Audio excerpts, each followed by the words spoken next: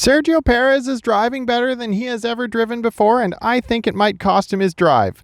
And here's why. When Checo first signed on to Red Bull, he was a very competent driver, but he was certainly not world championship material, and so there was really no question that he would ever challenge Max. But now that he's stepped up his game and in round one was only a tenth and a half off of Max's qualifying pace and picked up a victory in the second race, I think that things are going to start to come to a head. What Red Bull needs to complement a personality like Max Verstappen is somebody like Rubens Barrichello, a very clear number two who will pick up the wins when their number one driver fails to finish or has a major problem or wipeout or starts near the back of the grid. But what they don't want is somebody who's going to have an active rivalry with their golden boy. You see, when you got somebody who's Gretzky tier like Max Verstappen, he will not accept a second place, even if it's a 1-2.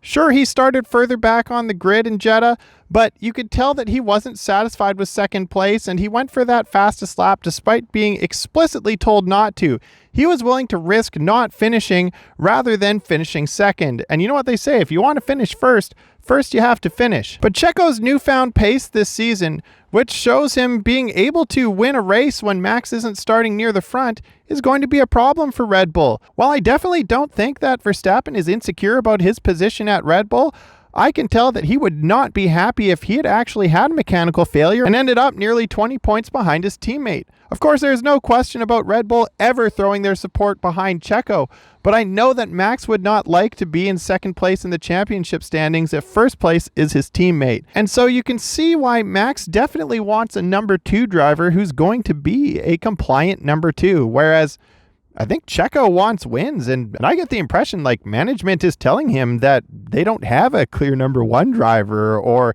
like they support him for race wins, when that's clearly not the case.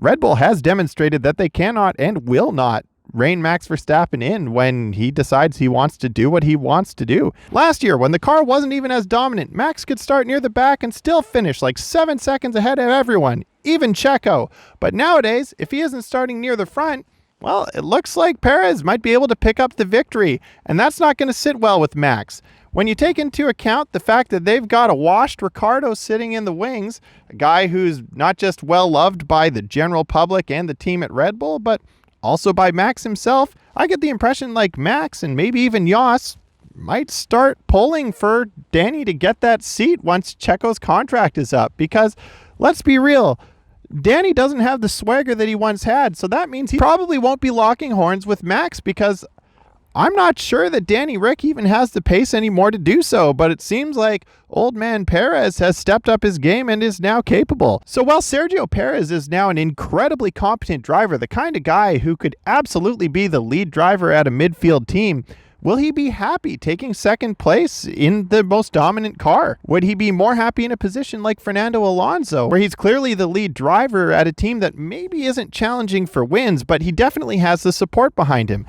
This is the decision that Danny Rick had to make when he was getting rear-ended by Max Verstappen, and well, look how it turned out for him. F1 drivers are some of the most competitive people in the world, and I am sure that Checo won't be happy being second fiddle. If I was Sergio Perez, I would have to really consider what I want out of my time at Red Bull, because it's not going to be a world championship. You can consider this the Canadian summary of the Jeddah Grand Prix. Due to popular demand, I'm coming back with these Canadian summaries, and I'll be doing them on their own, but not as a part of Race Weekend Update.